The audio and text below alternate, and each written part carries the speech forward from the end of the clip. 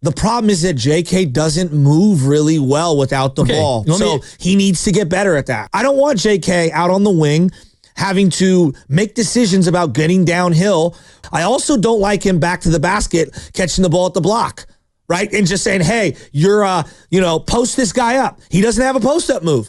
He's better when he faces someone in that short corner, and he's better when he's facing up inside the key. If this is who the Warriors are, how can they get out of this little funk that they're in? And they have to do it without Gary Payton II, who tore a ligament in his left thumb and is out indefinitely. Steve Kerr, speaking before or after practice yesterday in New Orleans, had this to say about GP2's absence.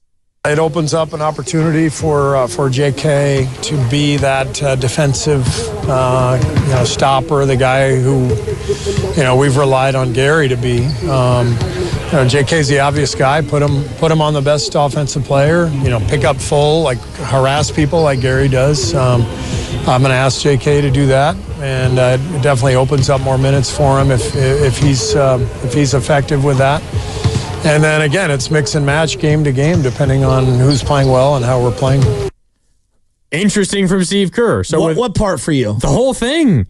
Steve Kerr saying without GP2, essentially, we're now going to be asking Jonathan Kuminga to fill the GP2 role, which is to be a point of attack defender against the opposing team's best wing player. Which he has done at times in the last couple years. At times. I don't think he's ever really done it consistently. No, they had Wiggins, and when Wiggins was out, though, and GP2 was injured last year, I thought he did a pretty good job of that, but continue. And then offensively, it's just fill in the dunker spot, and if you're open in the corner, take the three. I've been waiting for them to utilize him in the offense that way for a while. Carter, we literally had this conversation. Was it me and Evan? Was it Evan? I think so. Yeah. We were literally having this conversation. The Warriors run various offenses, but one of them is like a motion 4x1, meaning 4 on the out, 1 on the in. And the one guy on the in goes anywhere from the corner to the dunker spot to up to the elbow and then back down to the other block into that dunker spot. And I've noticed that they put basically Looney or they'll put GP2 in that spot. They did for a little while try Moses Moody there. That was the whole, hey, Moses is a 4 when they had Quentin Post out there as the stretch 5. This is what they should be doing with Jonathan Kuminga given where they're at right now. Yes, I like this. I think this is great. I don't want JK out on the wing having to make decisions about getting downhill when there are 4 other guys out on the wing. He's not a good top of the three-point shooter. Stop having him catch the ball there as the shot clock's winding down. I call them grenades, okay? Oh, yeah. End of the shot clock. Hey, kick it back out. You got to take this shot. There's too many of those for him in particular. Go make a play. We did this with Klay Thompson in the Lakers series. They basically turned Klay into you will put the ball on the floor and make plays playmaker, and that's not his skill set. I want him catching and shooting and coming off screens and being decisive. I don't want him putting the ball on the floor and creating for himself or for others. I don't want Kuminga to do that either right now. I don't think that's playing into his skill set. He's not better with his back to the basket. Not currently. So let me ask you this, because I agree with you. I think the way for Kuminga to be the most effective right now, or at least to fill a need that the Warriors need, it's what you're talking about. It is maybe a lesser offensive role, and it's not a creator. It is when someone else creates, you're the finisher. And Kuminga would be great at that. Absolutely. Think about how many times, for example, you would see Andre Iguodala and Draymond Green where Draymond catches it at the elbow. This is back in the day. Throwing up the lob to Iggy, who's cutting baseline. Off a Steph double. Steph gets the ball to Draymond. You have a 4-on-3 and then tic-tac-toe dunk. I call it the high-low, the tic-tac-toe. Yeah, whatever you want to call it. You never see that for Kuminga. You see it for GP2 a lot, and they did it for JaVale McGee at times because he would play in that dunker spot.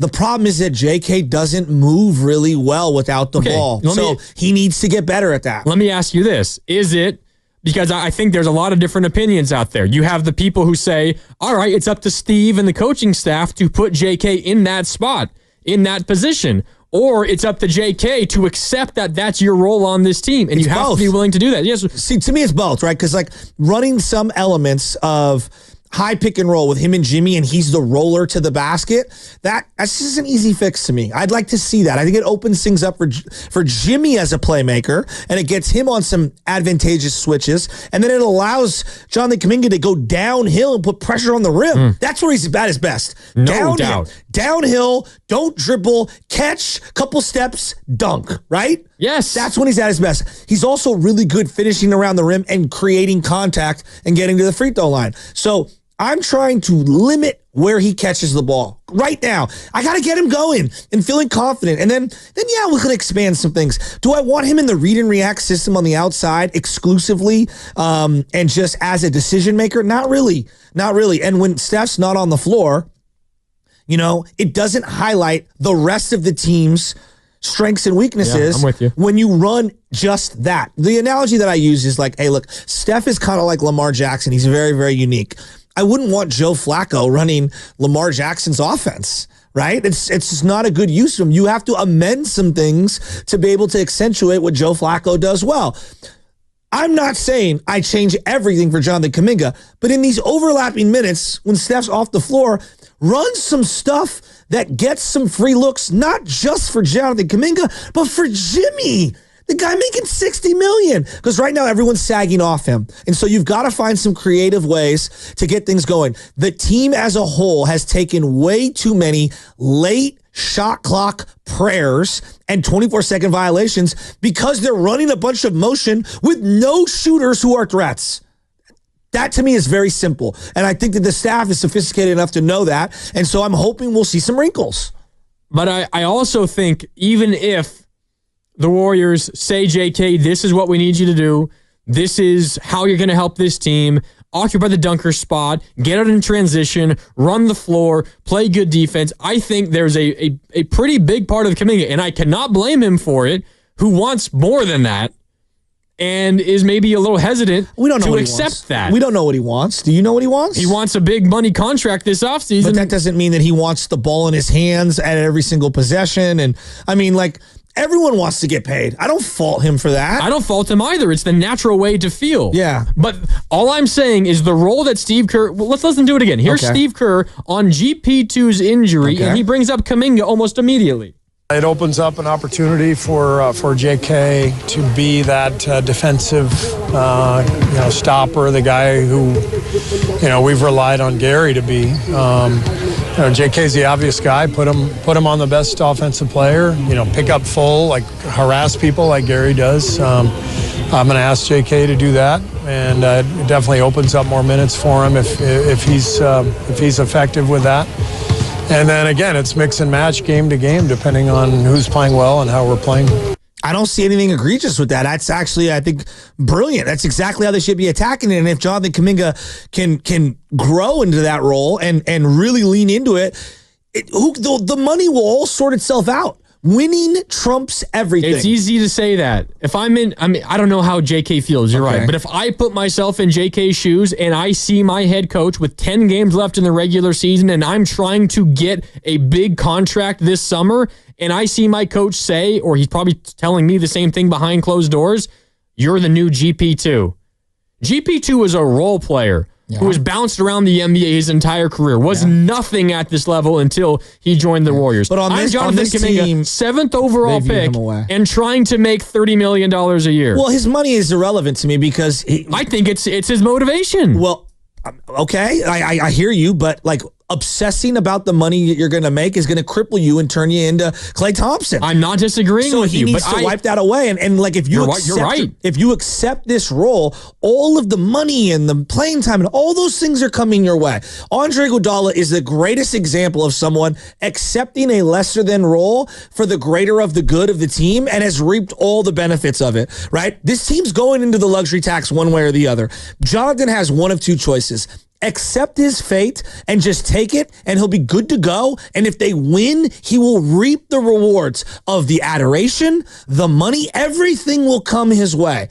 Eventually, the time, the playing time, the scoring, all that stuff. If you just accept the role everything will come your way because winning trumps all. And this ownership is not OKC 10 years ago where they're penny pinching. They're going into the luxury tax next couple of years. And whether it's Pods or JK or GP2 or Kevon Looney, all of the ancillary pieces, the question is not, are you good? The question is, are you good enough to help us win a championship so you can be on this roster next year and the year after?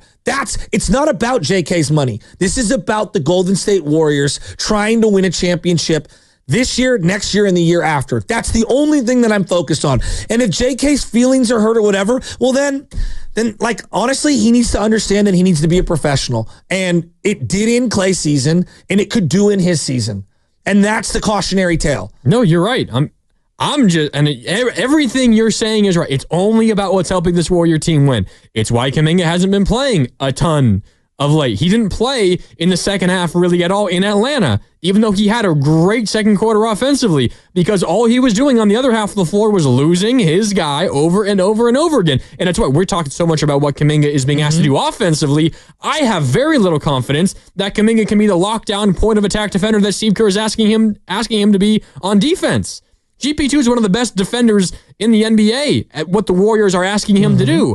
I haven't seen that on any consistent level from Kuminga. And I know you don't want to talk about the money, and I know it's not about the money. My only point is I think for Kuminga it is. And the Warriors are asking him to be GP2. GP2 makes $9 million a year. Yeah, I mean, Kuminga wants a whole hell of a lot more than that. Well, so he might feel like the pressure is, I need to prove more than that. I'm capable of doing more than that. I am going to try to do more than that. You can't do that when you're playing sports. You just got to make the next play. You just got to do what's in front of you. If you're thinking that long term ahead, like you're mentally screwed. Like I get what everyone's doing, but like you go out there, you're playing ball, right? You can't obsess about how much money and this and that. If you just make winning plays consistently, all those things come their way and they settle themselves out. Like I get everyone obsessing about $30 million a year. Go around the league. Who's giving him $30 million a year? There aren't a lot of teams that have that wiggle room. Nope. Okay? So all of this to me is wasted exercise. I understand why we do it, believe me. And I understand he might feel that way.